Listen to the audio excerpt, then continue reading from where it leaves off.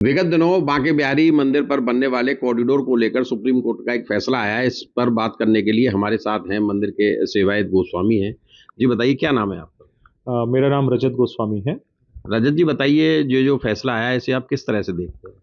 देखिए, ये फैसला जो आया है बहुत हद तक गोस्वामी परिवार और यहाँ के रहने वाले मंदिर के आसपास के रहने वाले परिकर ब्रजवासियों के फेवर का है।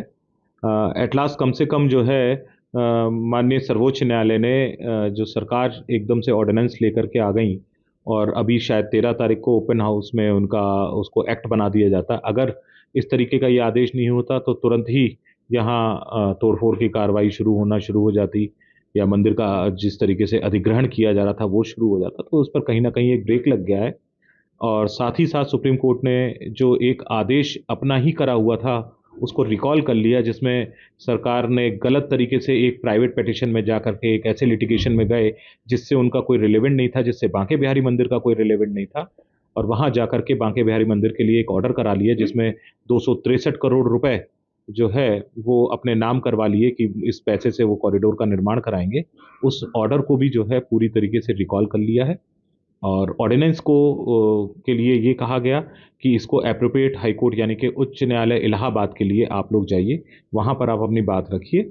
और तब तक के लिए एक इंटरिम कमेटी बना दी गई जिसमें एक रिटायर्ड हाई कोर्ट जज साहब हैं, एक रिटायर्ड जिला जज साहब हैं, मथुरा के जिला जज साहब हैं, सिविल जज जूनियर डिवीजन साहब हैं, इनके साथ में डीएम साहब, एसपी साहब और अन्य कुछ जो है प्रशासनिक अधिकारियों के साथ में मंदिर बांके बिहारी जी महाराज के 4 सेवायत, जो कि प्रबंध कमेटी यहाँ पर सारे रजिस्टर्ड गोस्वामियों के द्वारा एक समिति एक मीटिंग आहूत करी गई थी, जनरल मीटिंग आहूत, जिसमें 4 लोगों को निर्विरोध चुन लिया गया था। उन्हीं 4 लोगों को इसमें स्थान मिला है। मंदिर के अंदर की सेवा पूजा में किसी तरीके का कोई हस्तक्षेप नहीं होगा, सरकार के सुप्रीम कोर्ट के माध्यम से ये बता दिया गया है। साथ ही ये भी बताया गया है कि जो भी अध्यादेश ये आ रहा था, जो ये समिति बनी है उस अध्यादेश के तहत वो लोकल लोगों से बात करके समन्वय बनाने की कोशिश करेगी। यदि समन्वय नहीं बनता है तो सरकार को, जो एक बहुत बड़ी बात थी, ये जो कहा उन्होंने कि सरकार को लीगल जो है कंसेंट ले करके और लैंड एक्विजिशन एक्ट के तहत जा करके कंसेंट लेने के बाद में आप अधिग्रहण कर सकते हैं। ये एक बहुत मील का पत्थर है जिसके लिए सरकार बाउंड हो गई है। अब आप जबरदस्ती किसी की सहमति नहीं ले सकते हैं। लैंड एक्विजिशन एक्ट के तहत वहां के रहने वाले निवासियों के 80% से ज्यादा लोगों की सहमति के बाद ही किसी तरीके का अधिग्रहण किया जा सकता है। ये मानते हैं कि एक अल्पकालीन राहत आप लोगों को मिली है? हाँ, बिल्कुल बिल्कुल मान के चलते हैं कि ये अल्पकालीन राहत है। लड़ाई अभी जारी है और हम आपके माध्यम से अभी भी मुख्यमंत्री जी से ये गुजारिश करते हैं कि ये लड़ाई हम लोग नहीं लड़ना चाहते हैं। आप आइए, लोगों से संवाद कीजिए, हमारी बातों को सुनिए। यहाँ के लोकल अधिकारी आपको किस भ्रांति में रख रहे हैं मुझे नहीं मालूम है, लेकिन मैं हाथ जोड़ के अभी भी प्रार्थना करता हूँ कि यहाँ के ब्रजवासियों का ध्यान रखिए, यहाँ के सेवा अधिकारियों का ध्यान रखिए, ठाकुर जी का ध्यान रखिए। हम आपसे बैठ करके मिल करके बात करके समन्वय स्थापित करने की पूरी कोशिश करेंगे। ये भी देखा जा रहा है कि आप लोगों की तरफ से 4 गोस्वामियों को इस कमेटी में जगह दी गई है, लेकिन आपका परिवार तो बहुत बड़ा है, लगभग 400 परिवार हैं, तो किस तरह से 4 लोगों का आप चयन कर पाए? देखिए, मंदिर के अंदर जो मैनेजमेंट कमेटी चलती है वो 39 के एक सूट जो उसके डिक्रीड ऑर्डर के तहत उस समय बनाई हुई मैनेजमेंट ऑफ कमेटी के हिसाब से चलता है। उसमें ये निर्धारित था कि जितने भी गोस्वामी परिवार हैं, इसमें यहाँ पर 2 तरीके के परिवार हैं, एक राजभोग और एक शयन भोग। राजभोग से 2 लोगों का इलेक्शन होगा, शयन भोग से 2 लोगों का इलेक्ट होंगे। ये 4 लोग इलेक्ट होकर के 3 लोग बाहर के लोगों को नॉमिनेट करेंगे। सुप्रीम कोर्ट के आदेश में उन्होंने ये भी बताया है कि इसमें सिविल जज जूनियर डिवीजन की बहुत बड़ी भूमिका रहती है। यदि ये 4 लोग मिलकर 3 लोगों का नाम नॉमिनेशन नहीं कर पाते हैं तो सिविल जज जूनियर डिवीजन 3 बाहर के लोगों का, जो लोग गोस्वामी परिकर नहीं होते हैं, उनको नाम नॉमिनेट करके ये 7 लोगों का कॉरम पूरा कर देते हैं। चूंकि 2016 से एक लिटिगेशन हमारे मैनेजमेंट को लेकर के चल रहा था, हमारे मैनेजमेंट का 3 साल का टेनोर होता है, तो 2016 का जो टेनोर में जो भी लिटिगेशन था वो 2019 तक की प्रबंध कमेटी के लिए था और 19 के बाद में 19 पे जैसे ही ये टेनोर खत्म होता है तो हमने एक नया पिटिशन डाली हुई थी। लेकिन किसी कारणवश, क्योंकि जुडिशियल मैटर में ये सब चीज़ें चल रही थी, वो पिटिशन किसी भूलवश 2016 में ही टाइड अप हो गई। 16 के बाद में 19 में एप्लीकेशन डाली, 19 में फिर 3 साल निकाल करके फिर हमने 2024 में डाली, जिसकी सुनवाई हो रही थी। यहाँ पर सिर्फ सुप्रीम कोर्ट में एक हमें जिस चीज़ से दिक्कत है वो ये दिक्कत हुई कि जो 2024 की पिटिशन थी जिसमें हमारे इलेक्शन की बात चल रही थी, और उस पिटिशन में हमारे यहाँ चुनाव को बाईपास करते हुए संबंधित सभी गोस्वामियों ने एक मत होकर के जनरल मीटिंग करी।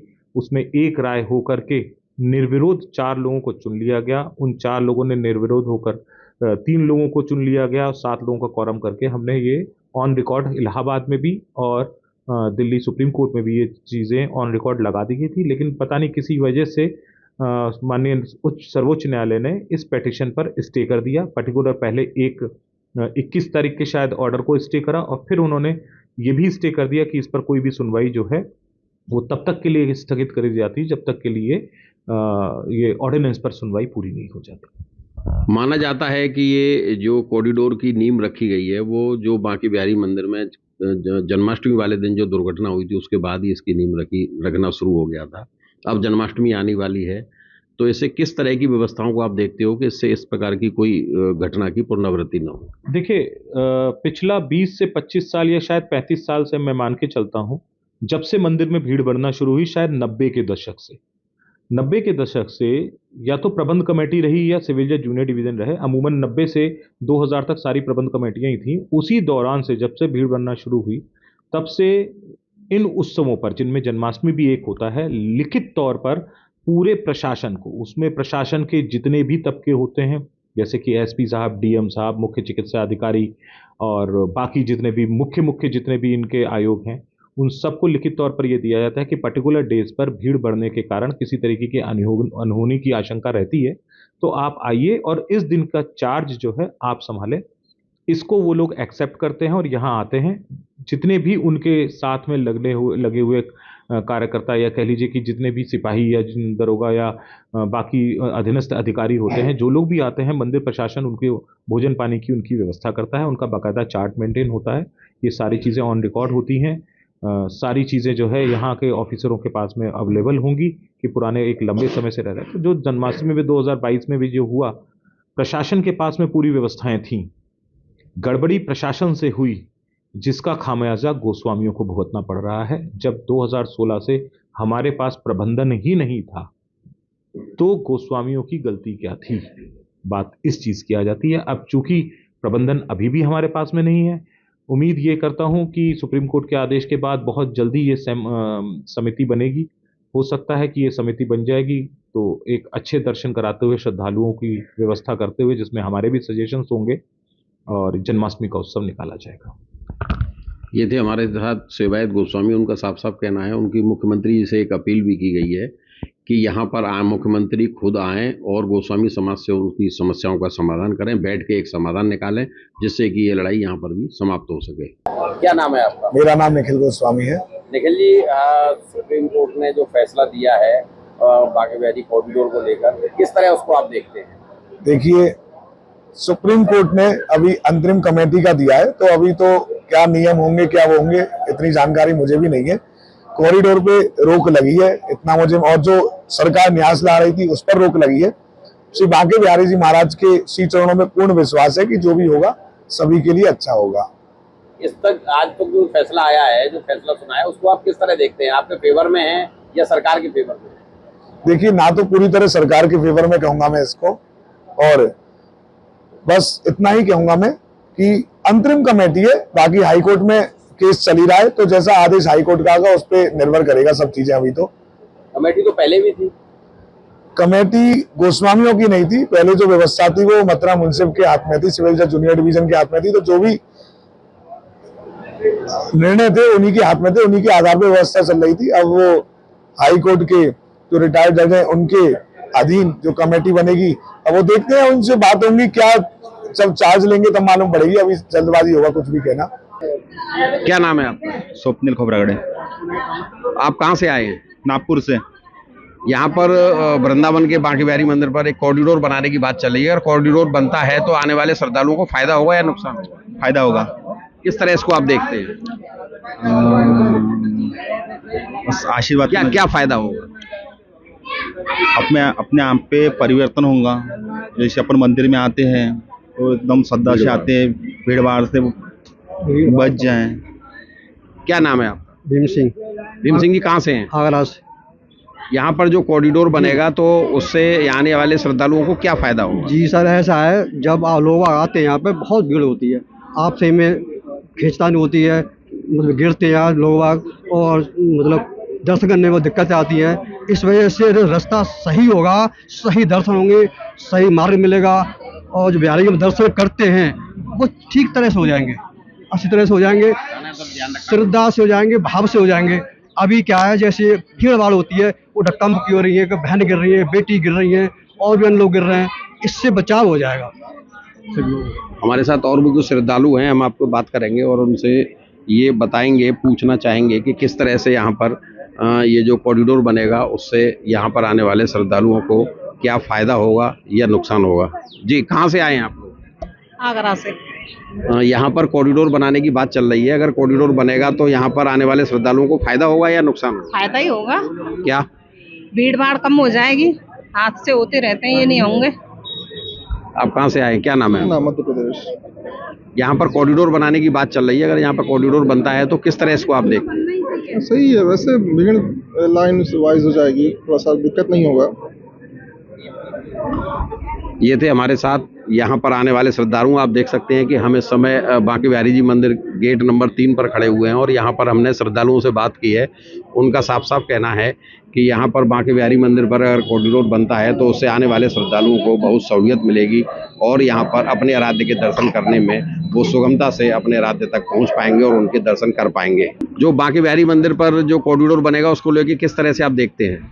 यहाँ पर बहुत अच्छा हो जाए, कॉरिडोर बनेगा तो आने जाने की व्यवस्था भी हो जाएगी और सब यात्री सुविधाएं हो जाएंगी। यहाँ बहुत भीड़ लगती है और उसी कारण दर्शन होने में बड़ी दिक्कत होती है। आप लोग कहाँ से आए? मैं मैहर से आया हूँ, मैहर जिला से, MP के। जैसे यहाँ पर देखा जा रहा है कि कुछ लोगों का द्वारा जो कॉरिडोर का उसका विरोध किया जा रहा था, तो करना सही है या गलत है उसको? गलत है, यहाँ पर जगह नहीं आने जाने के लिए, आदमी आने जाने बाहर नहीं आ सकते, कुछ नहीं आ सकते, बड़ी दिक्कत होती है। आप कहाँ से आए हैं? नाम है आपका? शिल्पा। शिल्पा जी, यहाँ पर बांके बिहारी मंदिर पर आप आए हैं, यहाँ पर जो कॉरिडोर बनेगा तो उससे फायदा होगा आने वाले श्रद्धालुओं का कि नुकसान? फायदा ही होगा। किस तरह से इसको आप देखती हैं? हो गया, आने में जैसे भी लोग आएंगे तो जिस तरह से भीड़ है तो इससे बच सकेंगे, आराम से दर्शन कर सकेंगे। ये थे हमारे साथ बांके बिहारी मंदिर पर आने वाले श्रद्धालु। उनका साफ साफ कहना है कि कॉरिडोर यहाँ पर बनेगा बांके बिहारी मंदिर पर तो उससे यहाँ पर आने वाले श्रद्धालुओं को फायदा ही होगा, इससे कोई श्रद्धालुओं का नुकसान नहीं होगा। बांके बिहारी मंदिर पर बनने वाले कॉरिडोर को लेकर विगत दिनों सुप्रीम कोर्ट का फैसला आया है। हमारे साथ हैं इस फैसले पर बात करने के लिए गोस्वामी समाज की महिलाएं हैं, कुछ व्यापारी समाज की महिलाएं हैं, हम उनसे बात करेंगे। जी, क्या नाम है आपका? नीलम गोस्वामी। नीलम जी, बताइए, जो सुप्रीम कोर्ट का फैसला आया है बांके बिहारी मंदिर के कॉरिडोर को लेकर, उसको किस तरह से आप देखते हैं? भैया, किस तरीके से देखें, अब ऐसा लग रहा है कि सीधे से कान नहीं पकड़ा है, कान को घुमा के पकड़ लिया है। पूरी तरह से तो वो हमारे हित में है ही नहीं। उसमें जो चीज़ें हैं, जो कमेटी बननी थी, जिसकी बात हो रही थी, जो ट्रस्ट बनना था, समझिए वो उसका ही छोटा रूप है, तो वो हमारे हित में तो नहीं है। अब तो आधिकारिक रूप से वहाँ पे सब अधिकारी वगैरह बैठेंगे तो सारे डिसीजन उन्हीं के रहेंगे। आप लोगों को हमने देखा कि काफ़ी दिन, महीनों से यहाँ पर बैठकर जो बांके बिहारी मंदिर के चबूतरे पर बैठकर आप लोगों ने प्रदर्शन किया, उसका कुछ नतीजा आपको मिला या नहीं मिला? नहीं, वो तो ठाकुर जी की कृपा है, ठाकुर जी दे रहा है, कृपा बरसा रहा है और आगे भी वो कृपा करेगा, उस पर पूरा भरोसा है। क्योंकि अब स्टे तो लगी गया अध्यादेश पर, अब बाकी आगे भी वही करेगा, कुछ तो करेगा हमारे हित में, क्योंकि हित में जो मेरे करे श्यामा जू सोई, तो ठाकुर जी हमारे हित में ही करेगा, जो होगा हित में होगा। हमारे साथ और कुछ महिला हैं। जी, क्या नाम है आपका? सुनीता गोस्वामी। सुनीता जी, बताइए, ये जो फैसला है इसको किस तरह से आप देखती हैं? भैया, ये तो एक तरह से मैं क्या बताऊं, बंदर है, पर्स डाल दे, मैं पर्स ले जाए बंदर, फिर उठी डाल दे, बंदर छोड़ दे, बंदर तो छोड़ देता है, ये छोड़ने वाली सरकार नहीं है। ये फैसला हमें मंजूर नहीं है बिल्कुल, और हमारा प्रदर्शन रहा, कहो तो करेंगे, ना होगी तो ना करेंगे।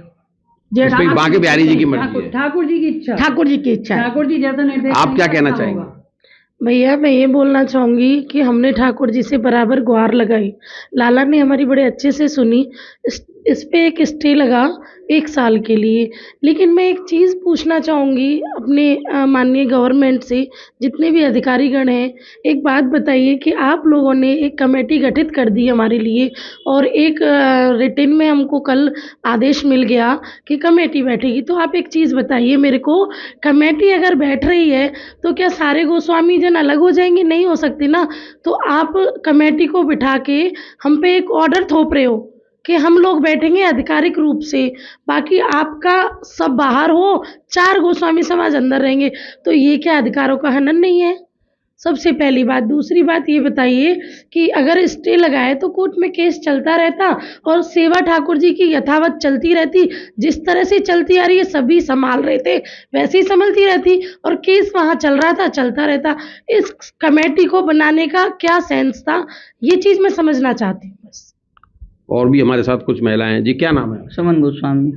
सुमन जी बताइए, जिस तरह से ये जो कमेटी बनने की बात सुप्रीम कोर्ट ने कही है, इसमें जज रहेंगे, मथुरा के भी एक पूर्व रिटायर्ड जो जज हैं वो भी रहेंगे, किस तरह से इसको आप देखती हैं?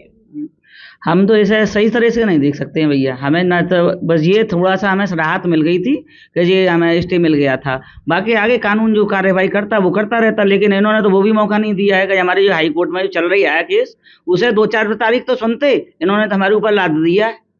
तो हम तो इससे संतुष्ट हैं नहीं है। बाकी बिहारी जी अच्छा करेगा, चमत्कार करेगा, हमारे फेवर में करेगा, वही करेगा, उसी ने आज तक करा है, वही आगे भी करेगा। क्या नाम है? राधा मिश्रा। राधा जी बताइए, किस तरह से इस फैसले को आप देखती हैं? हम तो बिल्कुल सही तरीके से नहीं देखते। सरकार ने अपनी मनमानी कर ली इसमें। सरकार ने हमारी सुनी कहाँ, कुछ भी नहीं सुनी। ज्यों की त्यों फैसला अपना रखा, इधर से ना खा के उधर से खा लो, बात वही रखी। उच्चतम न्यायालय का फैसला क्या हुआ? यही हुआ कि डीएम को बैठाएंगे, यहाँ के जो विकास तीर्थ पर वो चली रही है उसके सदस्य को बैठाएंगे और डीएम बैठेंगे, एसपी बैठेंगे, वही लोग बैठेंगे, वही हम पे हुकूमत चलाएंगे। पहले जो ये ट्रस्ट बनाने की बात कर रहे थे उसमें 2 गोस्वामियों को जगह दी गई थी, अब 4 गोस्वामी इसमें रखे जाएंगे। 4 गोस्वामी रखे जाएंगे तो 8 लोग 400 लोगों का परिवार है और उसमें से 4 रखे जाएंगे। वो भी 4 वो रखे जाएंगे जो उनको मक्खन लगाते रहेंगे, वो 4 लोग रखे जाएंगे जो सरकार को मक्खन लगाते रहेंगे।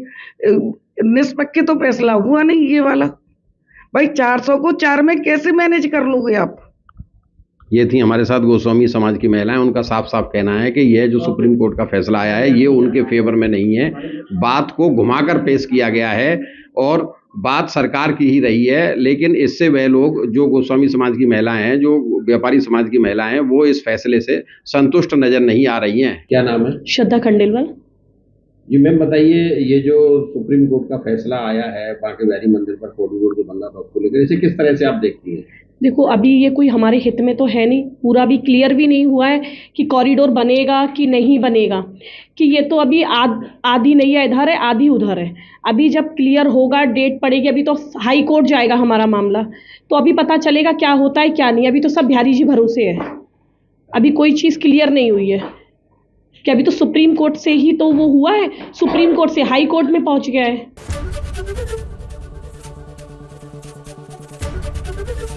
एबीपी गंगा, खबर आपकी, जुबान आपकी।